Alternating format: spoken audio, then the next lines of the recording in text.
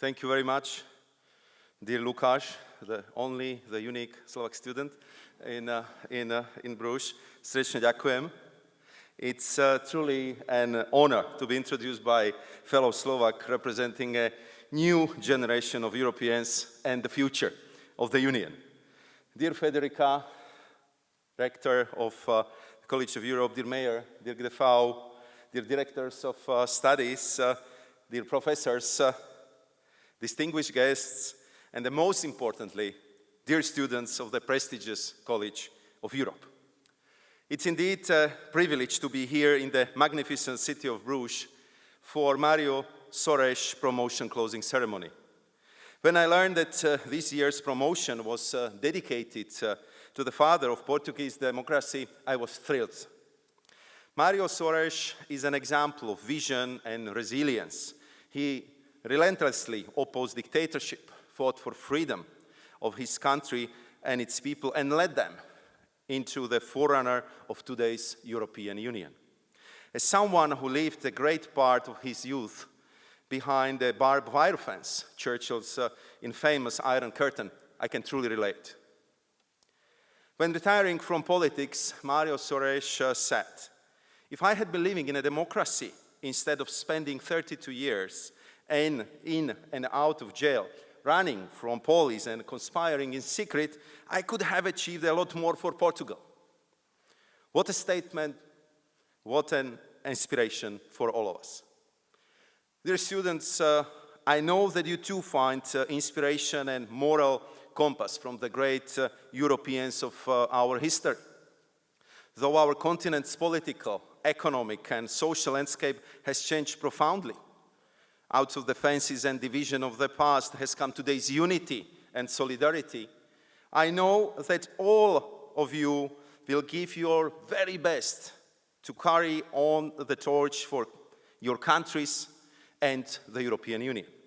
I always found it uplifting to be at the College of Europe, this living microcosm of our European Union, or even Fab Lab for future generations of Europeans. I know that College of Europe is a place of hard work and dedication, but this is also a place of life-changing experiences, explorations, and discovery, where bridges are built across cultures and languages. With this in mind, I want to congratulate all of the students of the Maroš promotion for carrying on with their studies in this difficult and yet highly formative year. Every age has its own challenges. Today, we are picking up the pieces in the aftermath of the global pandemic, even as the world continues to change at an unprecedented pace and scale. Humanity's ecological footprint has led to the global climate emergency. The worldwide race for technological leadership is set to transform our economic models and our societies, bringing a sense of uncertainty. The age of disinformation, combined with persisting inequalities, puts a strain on democracy. At the same time, young people around the world are making their voices heard like never before, pushing to shape the agenda in recognition that it is their future on the line.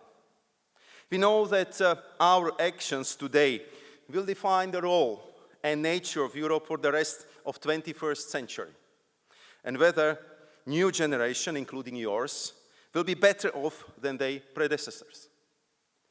I'm convinced that to address these era-defining changes, we need more Europe, not less. We need your generation strongly engaged in defining your own future, and we need to continue to forge our European unity. This fits well with the legacy of many leading European figures, from Maroš to Salvador de Madariaga, instrumental in the creation of this college, and from Václav Havel to Jacques Delors. There is one ongoing example where our unity stands against all odds, and it is my privilege to experience it firsthand. I'm talking about how our member states and our European institutions have stood together in the wake of Brexit.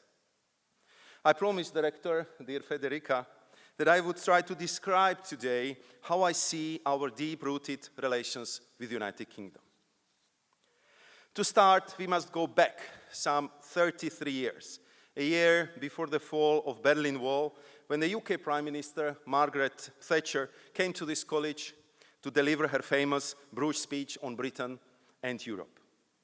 And I remember that even though it was a clearly anti-federalist speech, it was very pro-European in its own way, underlining, among other things, the intertwined fate of the UK and the rest of Europe over hundreds of years. She stressed the imperative of standing together as well as understanding each other better, saying, "I want to see us work more closely on the things we can do better together than alone. And we should remember everything we have accomplished with the integral support and contribution of the UK during its 47 years of membership in the European family." Building the single European market, reforming common agriculture policy, supporting enterprise, innovation, and competitiveness, but also striking global trade agreements, defending freedom and human rights around the globe, fighting all types of discrimination, and strengthening our security through deeper cooperation with NATO. We also did not forget those living east of Iron Curtain, to cite Margaret Thatcher in Bruges again. And we therefore became a truly European Union. And yet, some 5 years ago, almost to the day, the United Kingdom chose to leave our union and unpick decades of close integration. While respecting the democratic decision of UK voters, a vast majority of us much regretted this decision. We had no doubt that this was a lose-lose situation, and nothing has happened subsequently to change our minds. The 5 years since have felt both very long and very short. Long because of the countless rounds of negotiations with the UK, patiently led by my colleague and friend Michel Barnier. Long because of the challenges we have had to overcome, from the protection of EU citizens and UK nationals who enjoyed the free movement, to the unique situation on the island of Ireland, to the level playing field, and to the sensitive issue of fisheries, amongst others. In short, given the far-reaching outcome, 2 international treaties negotiated, signed, and ratified in what was, relatively speaking, lightning speed. I'm talking about the withdrawal agreement and the trade and cooperation agreement as the most comprehensive international deal adopted yet. This is a major achievement, which clearly shows that the long history of cooperation between the EU and the UK did not come to halt on the 23rd of June 2016. The European Union and the United Kingdom are and will remain close neighbors and strategic allies. We share fundamental values and principles such as democracy, rule of law, freedom of speech, respect for minorities, and the fight against discrimination. We share strong political objectives such as protecting people around the world from the pandemic, fighting climate change, combating terrorism, and confronting geopolitical threats from those who seek to do us harm. We also traditionally share faith in a multilateral, rules-based global order as the best way to solve conflicts. We both believe bringing joined-up responses to global challenges. We support the United Nations and play a positive role in the G7, for instance. Given these common familial traits as well as our global interdependence, I believe we cannot afford to spend any more time fighting a supposed zero-sum game. Rather, we must use all our energy to build the kind of cooperation we need in today's world, rigorously promoting those common values, interests, and objectives for our collective benefit. For that, we need to finally move on from Brexit once and for all, and forge a path towards a shared future between two strong strategic partners. At times, this may sound like wishful thinking, but there is everything to gain from this if it is embraced as our common objective. There are, I believe, 3 keys to succeed on this journey, which I'm going to discuss in greater detail. First and foremost, we need to restore trust by respecting our international obligations and living up to our responsibilities. Second, we need to build a strategic and enduring relationship with the UK based on the Trade and Cooperation Agreement. And third, we need to act as close partners in the world. On the EU side, this means continuing to invest forcefully in the future of our European Union. So, first, to restore trust, we have to abide by our international obligations, notably those stemming from the withdrawal agreement. During the negotiations, the EU paid utmost attention to the impact Brexit would have on our citizens as well as on the people of the United Kingdom. Our protective approach to citizens' rights will always be a central tenet of our thinking. This affects more than 6 million people, and we are working flat out with our member states and the UK to make sure that their rights are fully upheld. That means ensuring that more than 5 million EU citizens living in the UK have legal certainty and can continue to benefit economically, socially, and culturally from residence status. There are just 2 weeks left for EU citizens to apply to keep this status before the deadline at the end of the month. We must therefore continue our constructive cooperation. And generally speaking, we must treat each other's citizens with the utmost respect and fairness, be it at our borders or in their daily lives. Turning to the island of Ireland, let me begin by saying in no uncertain terms, the EU has an unshakable commitment to the people of Northern Ireland to ensure that the peace, stability, and prosperity they have enjoyed over the last 20 years is preserved. This commitment is long-standing, unwavering, and runs deep in our DNA.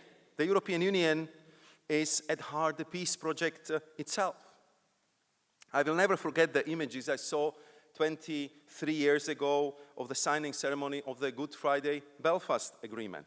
Nor will I forget the hope that flourished from the day onwards and which subsequently established peace and stability for everyone in Northern Ireland and across the island of Ireland.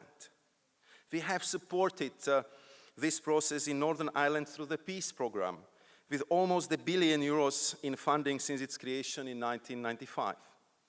And we will not allow this historical achievement to be lost. Let me be clear. Brexit, more precisely, the type of Brexit that the current UK government has chosen, poses unique challenges to this unique situation. And the protocol represents the one and only solution we could jointly find to protect the hard-earned gains of peace process in Northern Ireland. Through countless hours of intense, line-by-line negotiations, we finally managed to achieve what at times seemed impossible: to protect the Good Friday Belfast Agreement in all its parts, to avoid a hard border on the island of Ireland, to preserve the integrity of the EU single market, while ensuring that the UK as a whole leaves both the EU single market and customs union as demanded by Prime Minister Boris Johnson. So we managed to square that circle with a hard-fought solution, the protocol. And this solution was shaped, agreed, and signed together by both sides. But if it is to work in practice, then the protocol needs to be properly implemented. We have had our fair share of surprises in recent months, even though the protocol entered into force over 17 months ago.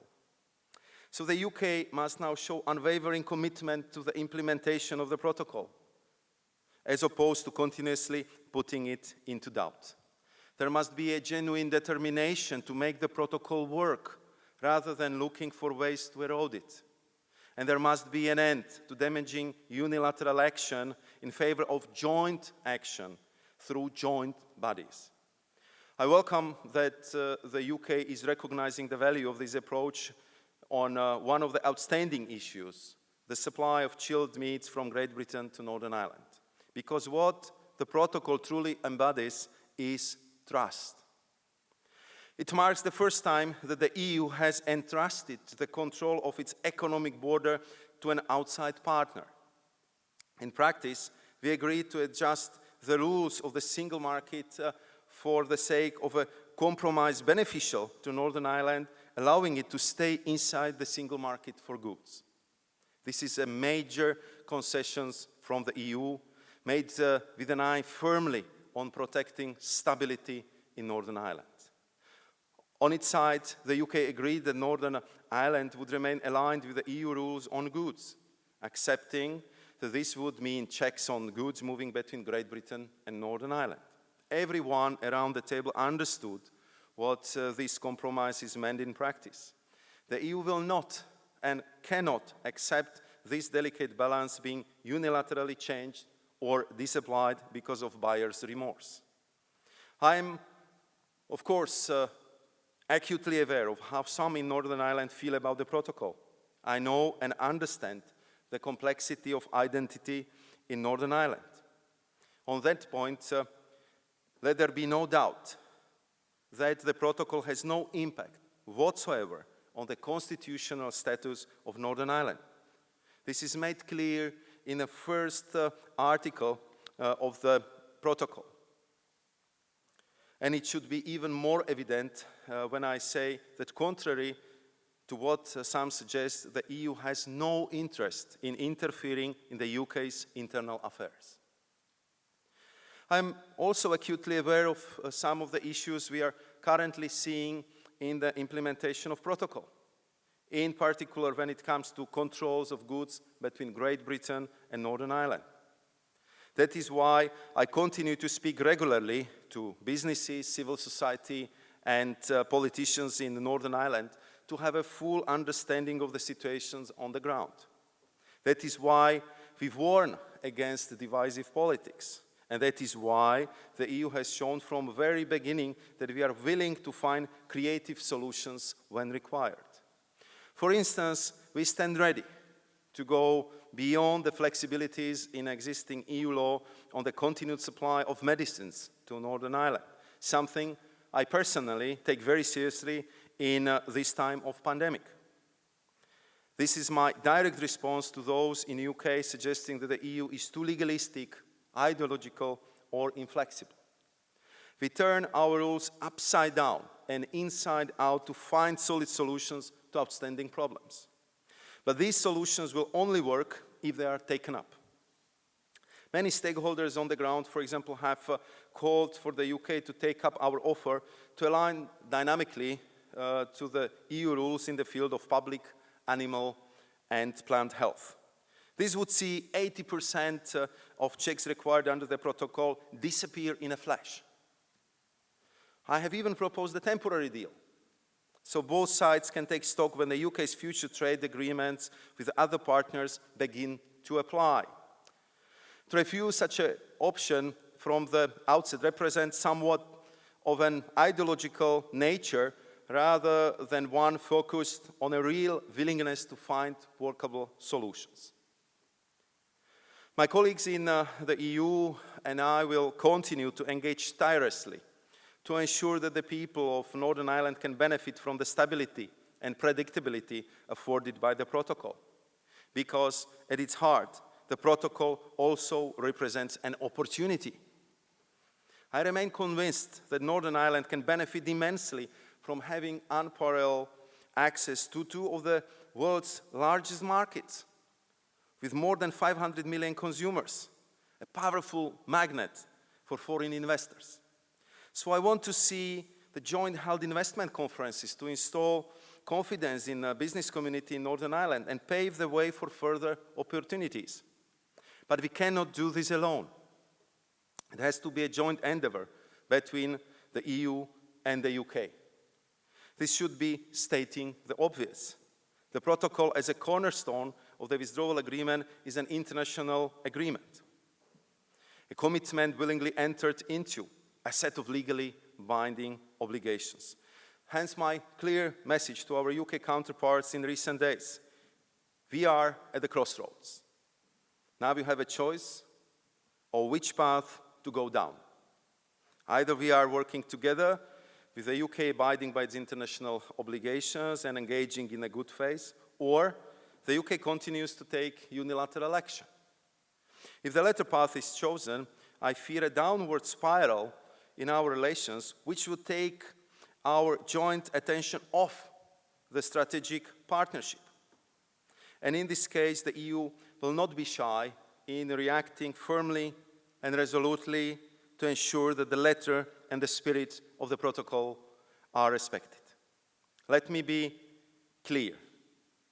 I would very much prefer that the UK chooses the first option, because our people deserve better, given our historic bond, our shared values, our challenges that are global in nature. But our patience cannot last forever, and the clock is again well and truly ticking. I'm convinced that there is still a window for productive political dialogue and positive results, particularly in the light of the UK reaching out to us on chilled meats. And therefore, I trust that our UK counterparts will make use of this window with vigor and perseverance. If we can do this, if we can restore trust, then the EU will continue to build a strategic, enduring, and mutually beneficial partnership with the United Kingdom. That brings me to my second key to success. This must start with full acceptance that the choices made in the past have direct consequences today.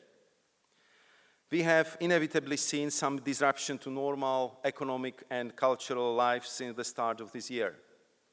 Lorry drivers facing regulatory checks at the border in Dover, or musicians facing visa requirements, again, as a direct result of UK's choices, even against our advice. In advance of Brexit, the European Commission had published more than 100 sectorial guides to explain the inevitable consequences of the UK leaving the European Union. Yet for many across the channels, they seem to have come as a surprise. Of course, we need to find solutions where possible, but it is unrealistic to think that all barriers can be lifted. The very nature of Brexit was to put barriers back up where they had been previously taken down. Put in simple terms, Brexit has political, economic, financial, and even social costs. It will be experienced through its disruptive impact. But in the trade and cooperation agreement, we have a good basis for strategic relationship. Here, too, however, thank you. Here, again, we have a good basis for to build our strategic relationship. And I think also in this case, the implementation will be as important, if not more, than our past negotiations. A key aspect of reaching agreement on the TCA was our joint belief in free and fair trade, based on strong level playing field provisions to avoid unfair competitive advantages through distortive subsidies and social and environmental dumping. On the EU side, it is therefore crucial to monitor how the UK might diverge from EU rules. We will, of course, do so in the spirit of cooperation and dialogue, but if necessary, we will also be ready to use the enforcement tools agreed to in the TCA. The same vigilance is needed in all areas of sectoral cooperation, including visa fees, where the EU will not tolerate discrimination between EU countries, or fisheries, with no fishing community left behind in our efforts to implement the agreement. And police and judicial cooperation in criminal matters, such as fighting cross-border crime and terrorism, vital for maintaining security of our citizens, together with solid and lasting guarantees for the protection of human rights, fundamental freedoms, and personal data. Our approach remains clear and consistent. to ensure that the balance between rights and obligations is respected at all times. We will make full use of the available instruments under the agreements to preserve that balance. I believe we should also seek out the areas where there is greater appetite for enhanced cooperation. Let me mention just 2 examples. Our massively successful Erasmus Plus program aimed at young people, with 73% of those aged between 18 and 24 years having voted Remain.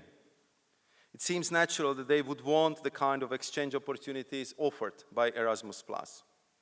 The UK government unfortunately declined to join in, but our offer is still on the table.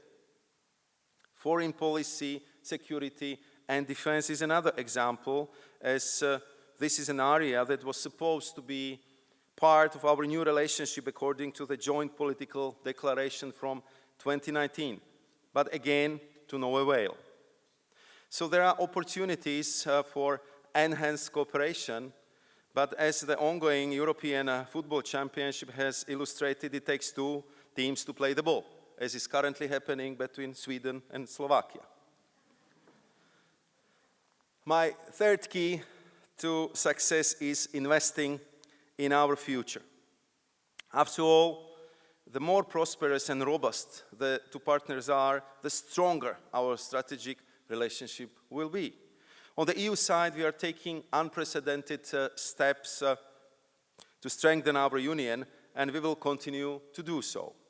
So making the European Union more resilient is not to the detriment of the UK. On the contrary, it is in the UK's interest to have a strong, like-minded partner on its doorstep, which not only boasts the world's biggest single market, but stands as a staunch global promoter of our shared values.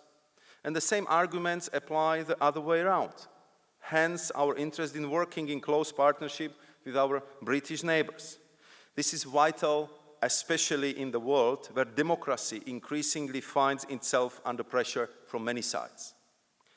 Looking at the audience in this hall, I have no doubt that the students of this college, whether they hail from the EU or the UK, will contribute positively to building a mutually reinforcing bond between our 2 unions. To return to Margaret Thatcher, we want to see Europe more united, whilst preserving our different traditions. Diversity is our treasure, unity is our force. Our strategy must be a combination of engagement with others, including the UK, and the pursuit of the European interest. I'm proud to see that the EU's unity is stronger than ever.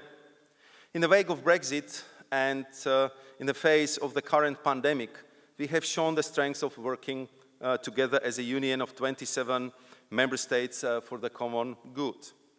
Since Brexit, we have launched a number of unparalleled EU initiatives designed and delivered with unprecedented speed, scope, ambition, and solidarity. The historic Next Generation EU instrument for the long-term recovery and resilience, drawing on the European Green Deal to make Europe the first climate-neutral continent, on the digital transition and social dimension of the recovery. A new industrial strategy based on alliances in the key sectors and technologies, like batteries, as a collective means to strengthen our open strategic autonomy. The ramping up of our ambitions in the field of security and defense with dedicated instruments, and an emerging new health union to strengthen the overall resilience of our healthcare system, and I could go on and on. To act autonomously, you need leverage, and leverage is acquired through joining forces, not in splendid isolation. Today's challenges like climate change, pandemics, security threats, or poverty have no respect for national borders. Crises have often been catalysts for a stronger European Union in the areas where it is most needed. And while we cannot predict what the future holds, we can use strategic foresight to help shape it. Your voice during the conference on the future of Europe will be equally essential to this process, and I hope to see as many of you contributing as possible. This is the best way to strengthen our democratic fabric and continue fighting populism. Ladies and gentlemen, dear students, if you were to go back to June 2016, few of us would have predicted the situation we find ourselves in today.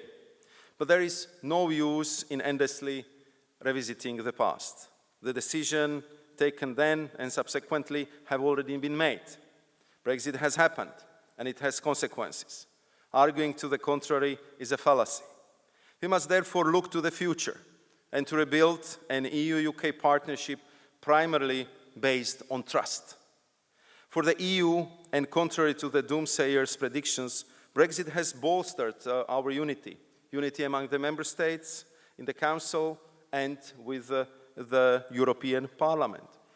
Moreover, the UK withdrawal seems to have strongly dissuaded populist rhetoric around pushing the so-called exit button. The citizens of the EU want predictability and clear course of action, not the erection of more walls in Europe. And they recognize that there is no such thing as a lone actor in global terms. Regaining control might be a useful soundbite, but it means little in reality when it comes to interacting with the world.